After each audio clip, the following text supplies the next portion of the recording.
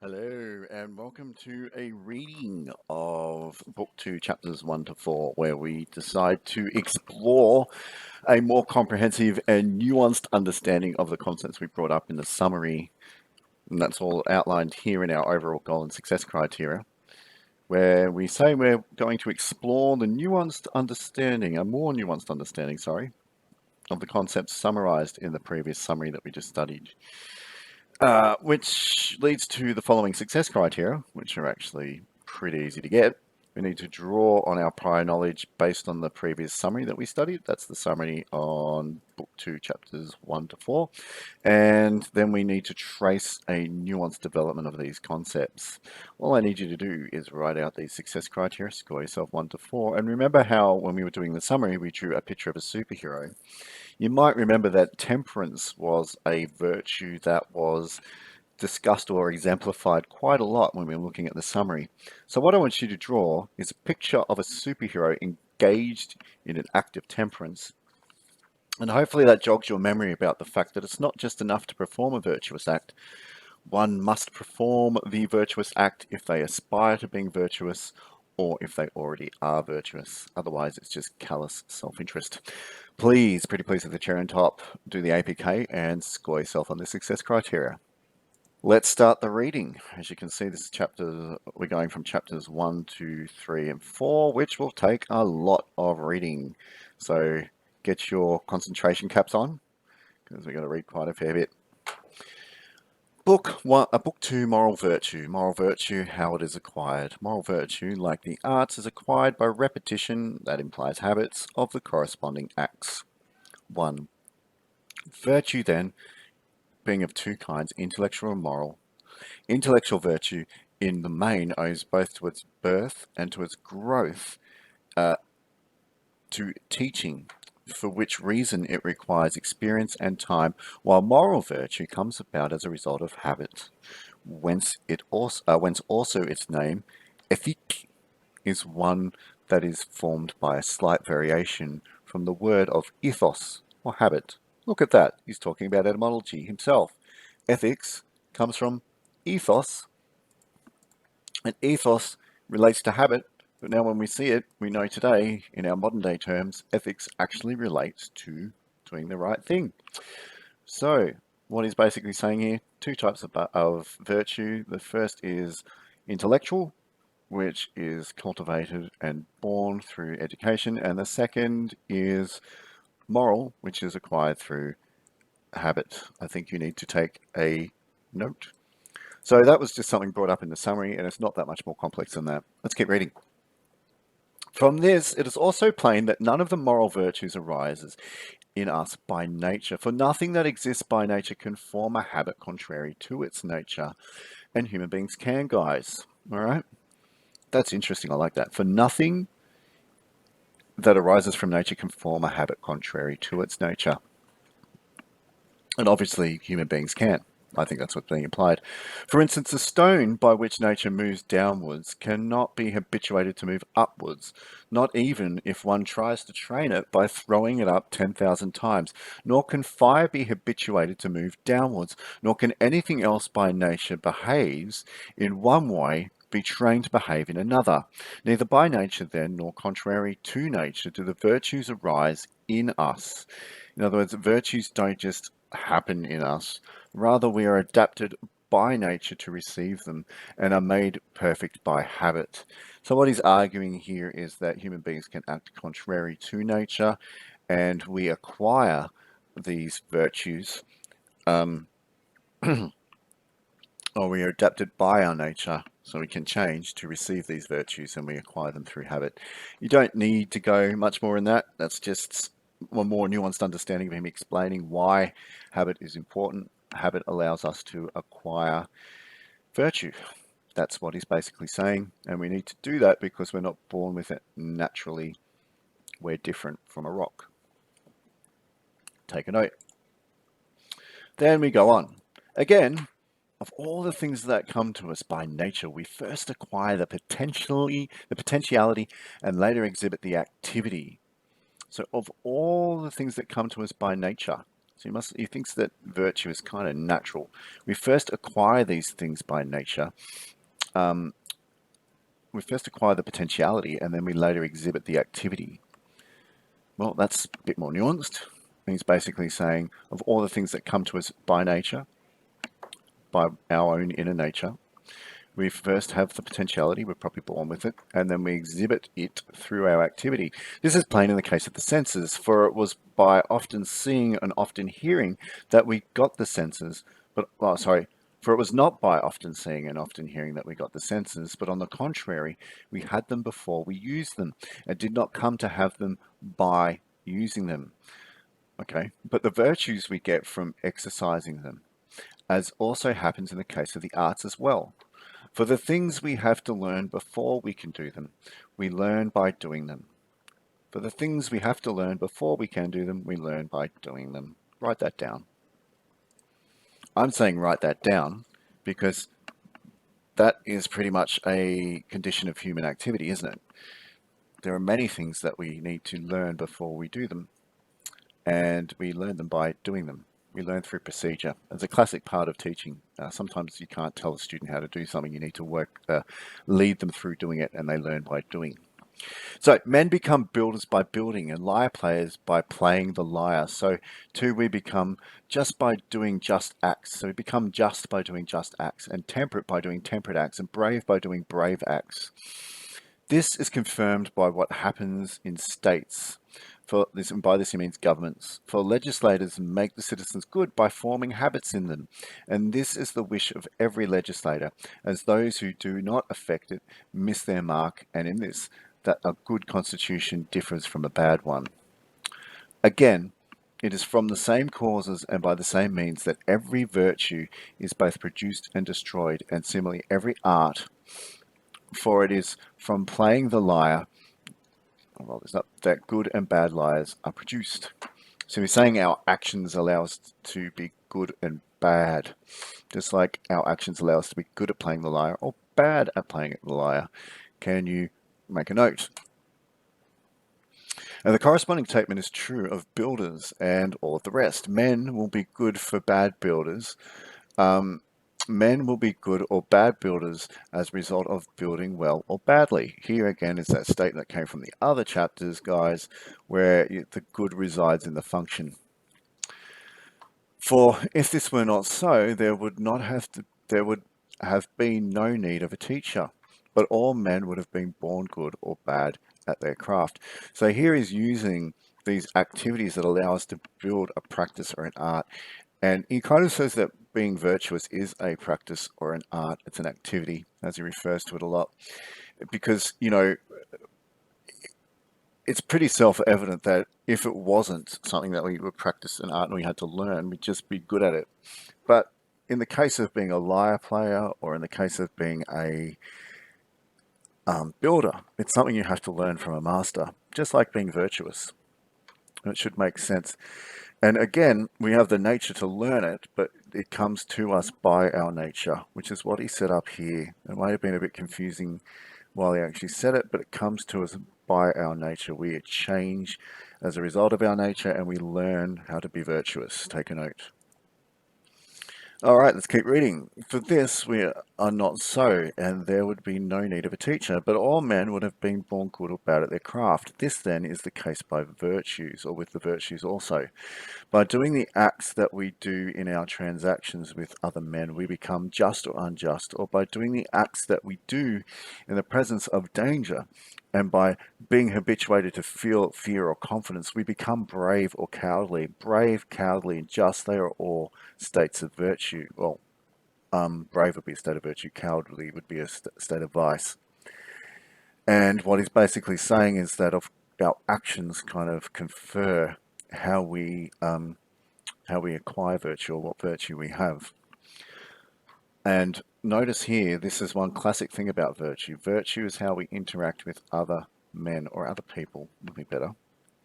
So keep a note of that. Virtue is something that is socially decided. It's constructed as we interact with other people. Okay, just make a note of that. All right. And he goes on, basically, we have to learn it, we have to acquire it. and that's how it comes to us. Our nature is to learn, and our virtue comes to us through the nature of our capacity to learn. The same is true of appetites and feelings of anger. Some men become temperate and good-tempered, and others become self-indulgent and irascible. So this relates to the summary where I'm talking about people who can moderate their good temper and actually restrain themselves when they are feeling angry, and other people become self-indulgent and angry. Um, and then he says, by behaving in one way or the other, in the appropriate circumstance. Okay. Thus, in one word, states of character arise out of our like activities. Thus, in one word, states of character arise out of like activities. Can you write that down? States of character arise out of like activities. So if we are doing a brave act, we then create a brave state of character. Make a note. Okay, let's keep reading. This is why activities we exhibit must be of a certain kind. It is because the states of character correspond to differences between these. It makes no small difference then whether we form habits of one kind or another from our very youth. It makes a very great difference, or rather all the difference. It makes no small difference, guys.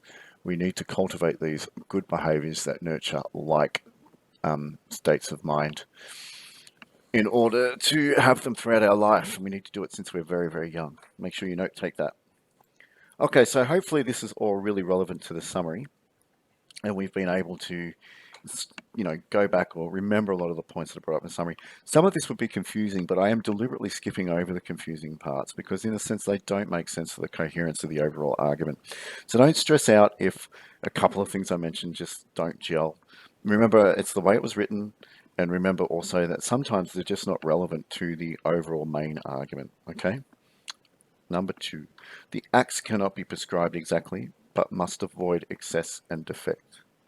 So here we know that he's going to talk about vices of virtue, no, sorry, vices of a defect and vices of excess. And we also know that he's not going to be able to tell us, give us some exact rules as to what's right or wrong.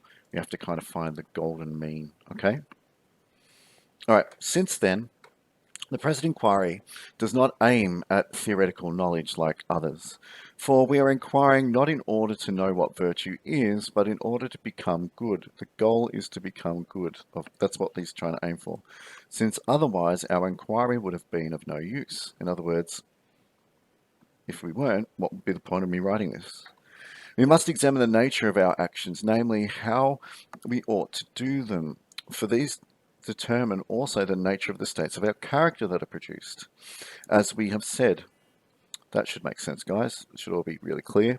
Now that we must act in accordance with our correct reason is a common principle and must be assumed. And of course, that makes sense, guys, because a good human is a human that reasons well, because reason is the unique function that belongs to the human soul. It will be discussed later, i.e., both what correct reason is and how it is related to the other virtues. But this must be agreed upon beforehand, that the whole account of matters of conduct must be given in outline and not precisely. So I'm just going to provide you with an outline of what we should do, and I'm not going to be 100% exact. I can't be at this point in time. The inquiry won't let me. As we have said at the very beginning, the accounts we demand must be in accordance with the subject matter. Matters concerned with conduct and questions of what is good for us have no fixity. In other words, they can't be pinpointed and fixed in one spot, any more than can matters of our health. The general account of being of this nature, the account of particular cases is yet more lacking in exactness, for they do not fall under the art of percept, but the agents themselves must in each case consider what is appropriate to the occasion. In other words, what he's saying here is what I said before. So many different circumstances are available, and we can't get a precise, and that's what he means by percept, we can't get a precise prescription of what good is across all different scenarios. The way that we behave is unique to different scenarios. Hence, that's why I can only provide you with the general outline. And I think what he's saying is this is similar to health. So he says, for they do not fall under any art or precept, but the agents themselves must in each case consider what is appropriate to the occasion, as happens to be the art of medicine or navigation. He believes that medicine is more about understanding how a general principle applies specifically to a situation. We can't provide exact rules. But though our present account of this nature, but though our present account of this nature, we must give what we can. But though our present account of this nature, it must be through, there must be a typo. But through our present account of this nature, we must give what help we can. Um, First, then, let us consider let us consider this, that it is the nature of such things to be destroyed by defect and excess. So it's the nature of our decent states of character or our virtues that are destroyed by defect and excess. And we're going to call these vices of effect and excess, because vices are the opposite of virtues. Can you write that down?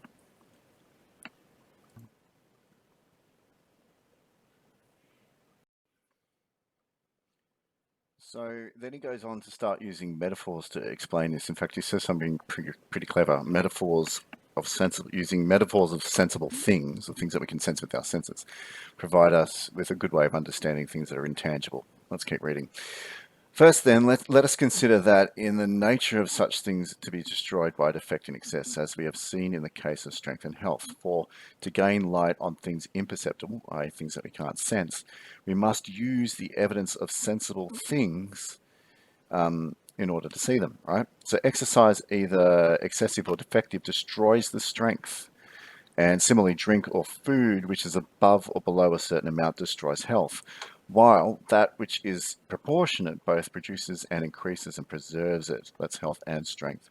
So the metaphor of health and strength and vices of consumption or vices of overdoing or vices of underdoing or underconsumption are great ways of shedding light on how they just destroy a internally desired state, in this case strength, but we could then think about that as temperance with its own vices of virtue, vices of excess and defect. All right.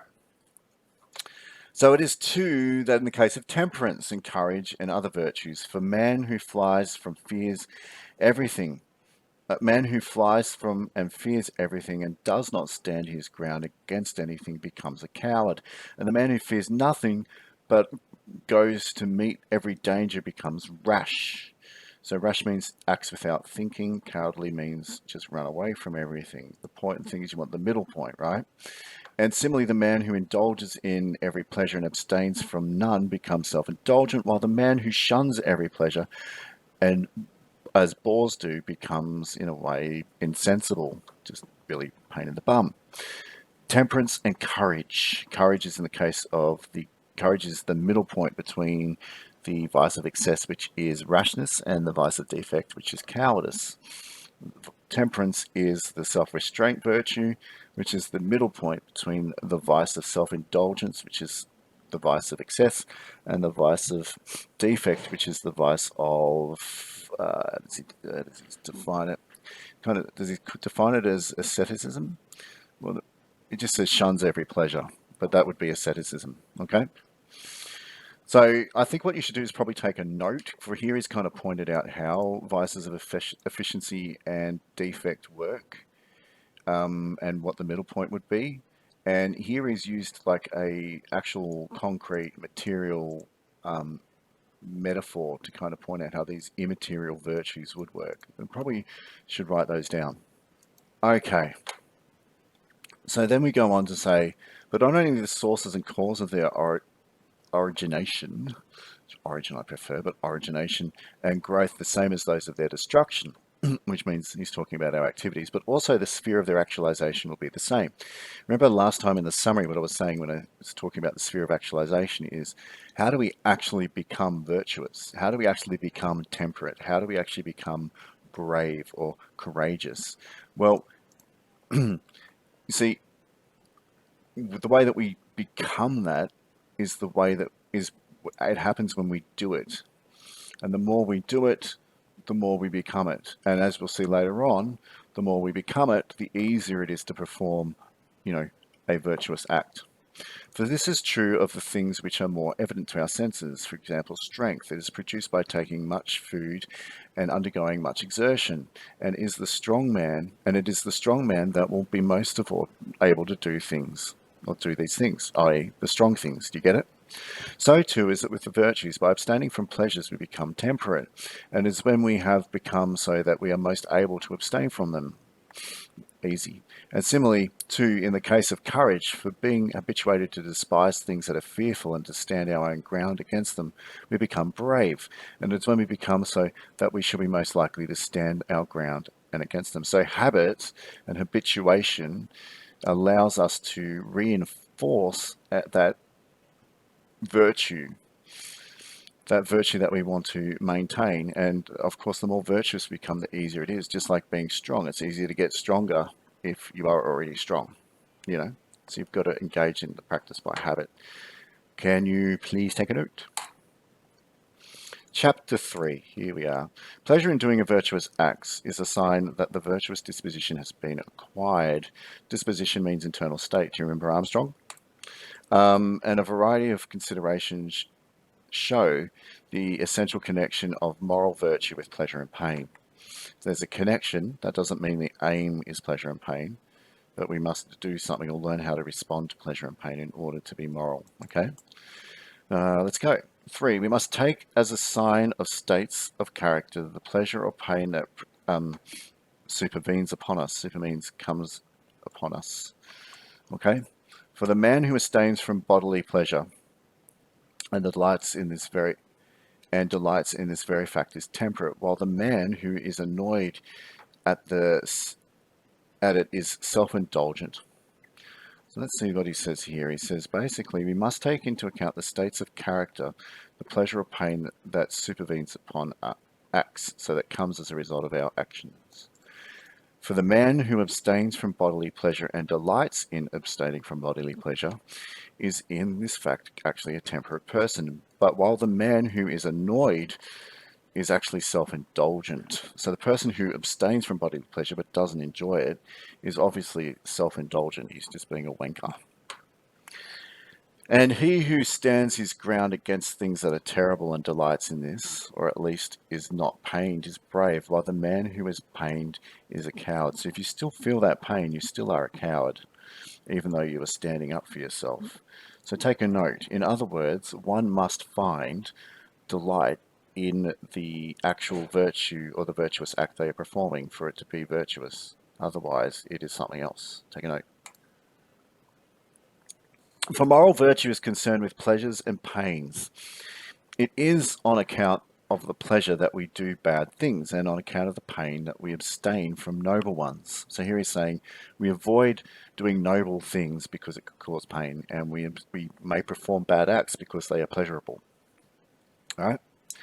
Hence, we ought to have been brought up in a particular way from our youth, as Plato says, so as both to delight in and to be pained by the things that we ought. So, in other words, to teach us to delight and be pained by things that we should be, and allow us to actually act in a way that allows us to develop that virtuous character. This is the right education. Again, if the virtues are concerned with actions and passions, and every passion and every action is accompanied by pleasure and pain, for this reason also virtue will have to be concerned with pleasures and pains. So we have to explore pleasure and pains because actions always bring about pleasures and pains. Take a note. This is indicated also by the fact that punishment is inflicted by these means, for it is the kind of cure, and it is the nature of cures to be affected by contraries. Just disregard that, guys. Again, as we said but lately, every state of the soul has a nature relative to and concerned with the kind of things by which it tends to be made worse or better. Again, every state of the soul has a nature relative to and concerned with the kind of things which it tends to be made worse or better. So in other words, everybody's soul has a nature which is related to and concerned about the actions or the things that it does or the things that can make it better or worse. Okay. But it is by this reason that pleasure and pains that men become bad. So their souls become bad because of pleasures and pains, by pursuing and avoiding these, either the pleasures and the pains they ought not, or they ought not, or when they ought not, as they ought not, or by going wrong in one of the other similar ways that may be distinguished. Right, it's a bit confusing because it's full of knots. So let's go here. By pursuing and avoiding these, we're talking about pleasures and pains. Either the pleasures and pains they ought not, so you shouldn't engage in these pleasures and pains because they produce wrong actions, or you shouldn't engage in these pleasures or avoid these pains because that'll produce a wrong action, or when they ought not, so you should think about the time when you do that because that could actually change the outcome, and obviously it could be a bad or good act depending on when it's done, or as they ought not, or you should probably think about you shouldn't really do something in a way that it ought not be done, i.e., and you should consider the pleasure and pain, or by going wrong in one of the other similar ways that may not yet be distinguished. Do you get it, guys? Don't worry about that too much, but it's just saying these are the situations you should consider when you consider the relationship between pleasure and pain and virtue. All right. Hence, men even define the virtues as certain states of impassivity and tranquility. Not well, however, because they speak absolutely and do not say as one ought or as one ought not, or when ought one or ought not, and the other things that may be added. We assume then that this kind of virtue tends to do what is best with regard to pleasure and pain, and vice does the contrary. So I guess what's being said here is something that wasn't in the summary, right? That some people, this might not be him, it may be him, but some people tend to make the assumption that that the virtues exist as certain states of like impassivity or tranquility, as their internal states. But this is not well, however. So because they speak about these things absolutely, so they say that you have these virtues, these internal states that exist in a total absolute state within oneself, and you never really think about the circumstances where this behavior ought to be done or ought not to be done. And because of that, you've got to really consider that the virtues and what is virtuous relies very much on the circumstances through which an action is being performed, and very much how one responds to the pleasure or pain that's being produced by it. That's all this section really means, okay? Take a note. The following facts may also show us that virtue and vice are concerned with the same things, there being three objects of choice and three of avoidance: the noble, the advantageous, and the pleasant, and their contraries, the base, the injurious, and the painful.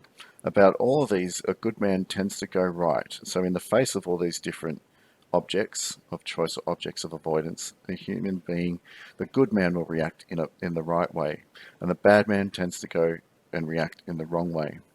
So what does that mean? Well, a good man will do a noble act even if it pains him. He may find delight in it, but the point is that he's learned how to respond that way. Whereas a bad man will avoid a noble act if it pains him, and he'll do a bad act if it pleases him. Okay? Makes sense. Take a note. So we should consider the circumstances through which things have been acted upon. We shouldn't consider virtues as totally pure internal states that don't change or have a fixed nature. Okay? They depend. A virtuous act in and of itself depends highly on the circumstances through which it should be performed and how it should be performed. So, i.e., the ought or the ought not. And then we go on to consider the fact that think about these areas of choice which define the way one ought or ought not to behave, or ought not respond to a given situation. When we look at the noble, the advantageous, the pleasant, they're good things, and a good man will respond in the right way to situations or actions that involve, and the bad man will respond to or engage in behaviors that involve that as well. Okay? For this is common to the animals, and it also accompanies all objects of choice, for even the noble and the advantageous man can appear to be pleasant. Again, it has grown up with us all from our infancy. This is why it is difficult to rub off this passion, ingrained as it is in our life, and we must measure even our actions, some of us more and others less, by the rule of pleasure and pain. So it's funny, it's saying we must measure even our actions by the rules of pleasure and pain. But I still think the point is that we need to respond correctly to it. We never measure the worth or the value of a pleasure and pain based on what's produced. We never measure the worth of an action based on the pleasure or pain it produces. For this reason, our whole inquiry must be about these, pleasure and pain. For to feel delight and pain, rightly or wrongly, has no small effect on our actions. So that's the whole point of everything he's just said, which I admit, to me, it got really confusing around here. What's this ought and ought not situation? And I only can say that, noble actions depend on circumstances, and they also depend on our responses to um, our feelings of noble acts. Okay, and then of course we must consider in here, choices that are either pleasant or choices of avoidance. All right, and again, remember here, I'll start reading. Again, it is harder to fight against pleasure than anger. In other words, he's saying pleasure is stronger than us, stronger than any kind of negative pain. All right. To use Heraclitus' phrase, both art and virtue are always concerned with what is harder. For even the good is better when it is harder. Therefore, this reason also, the whole concern both of virtue and of political science is with pleasures and pains. For the man who uses these well will be good, and he who uses them badly, bad. That virtue then is concerned with pleasures and pains, and that by acts from which it arises is both increased and, if they are done differently, destroyed. So virtue will increase if they are done the right way, if virtue is acted the right way, with the right response to pleasure and pain, or if they are painful acts but still noble, they're still necessary. Um, and that the acts from which arose are those of which actualizes itself. Let this be taken as said. All right. So look, I reckon that might have been a bit confusing because the language is just all a little bit over the place. But I guess what's basically being said here is some things that make sense. That virtue is concerned with pleasure and pain, but is concerned with experiencing pleasure and pain rightly as one ought to in the right circumstances. And it's also about how we respond to pleasure and pain. One cannot avoid pain if that means that if that pain is done in from a noble point of view. You know, one can easily avoid pain if it's done if that pain is achieved from a base point of view. So the point is not to achieve pleasure and pain. The point is to react the right way according to pleasure and pain in a way that is virtuous. But that means, though, we still have to understand and educate people how to react to pleasure and pain in the right way so that good things are done and bad things are not. Okay. Chapter 4. The question might be asked what we mean by saying that we must become just by doing just acts, and temperate by doing temperate acts. For if men do just and temperate acts, they are already just and temperate exactly as if they do was grammatical or musical, and they are grammatical or musicians. So he's just saying just by doing the act, some people tend to assume that you are the quality of that act. Or is this not even of the arts? It is possible to do something grammatical either by chance or under the guidance of another.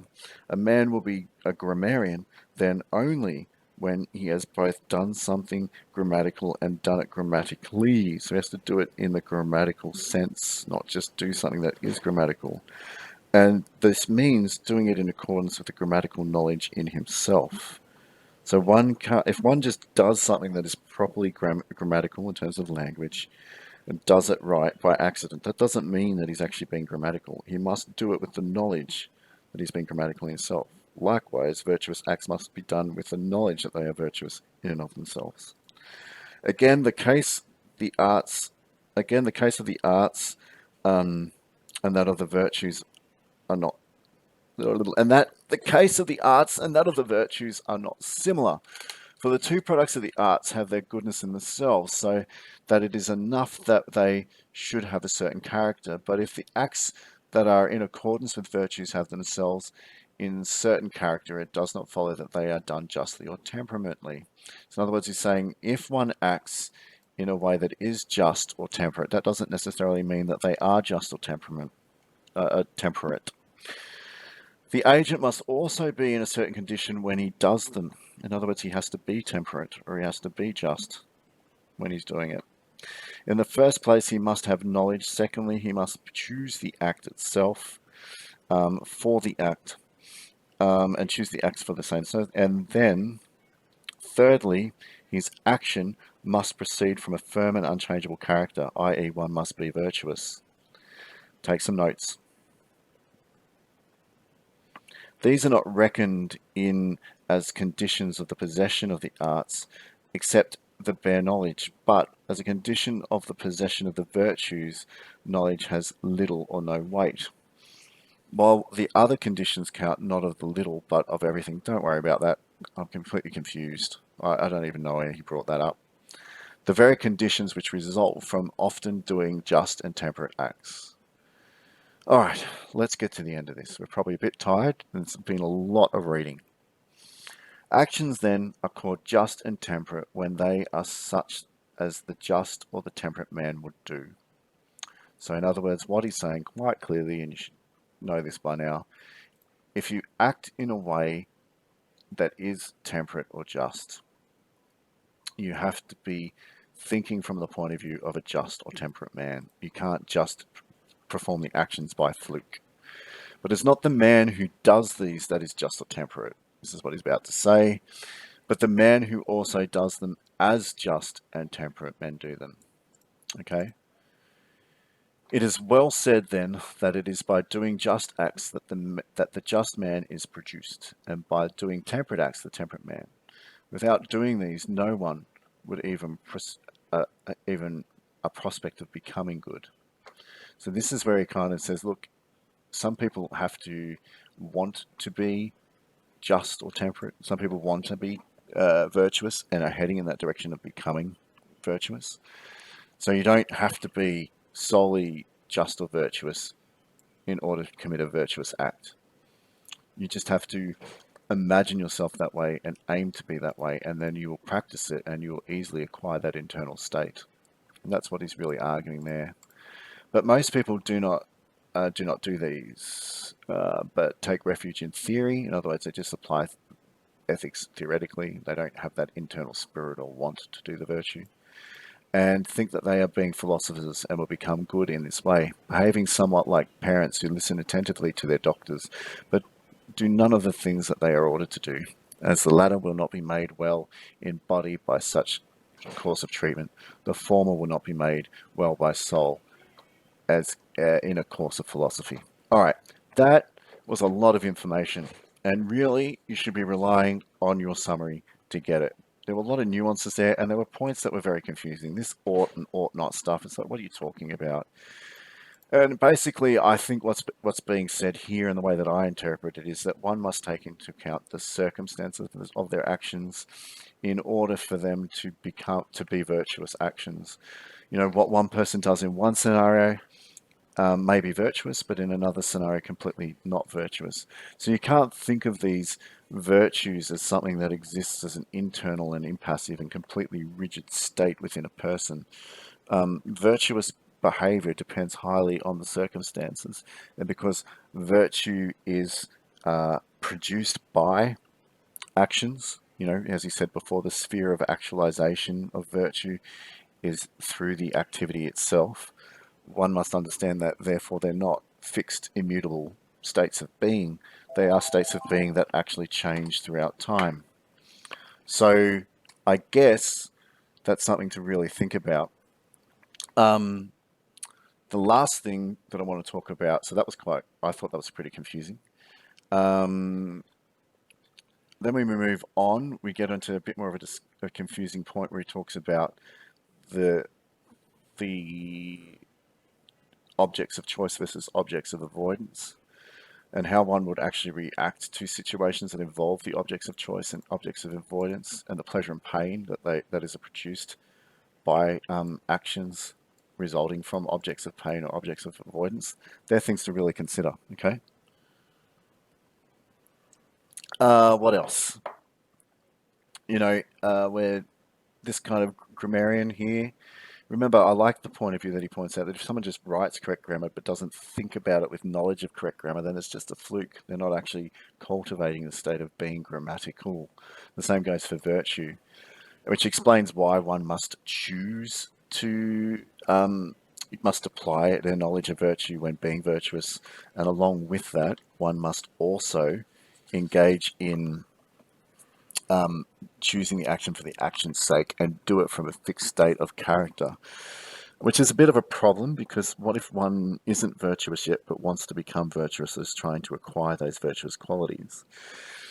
And then he basically says that, look, in order to acquire that virtue, you just have to keep acting in a way where you want to acquire it. Okay? Which is really, really important. And look, if you were confused with this reading, then you'd have every right to be, because some of it to me was a bit nonsensical, but other parts really did hit on the summary. And don't get too worried. We didn't need to understand everything in depth, but we did need to have a fairly complicated understanding or outline of what was being said throughout. All right? Cheers.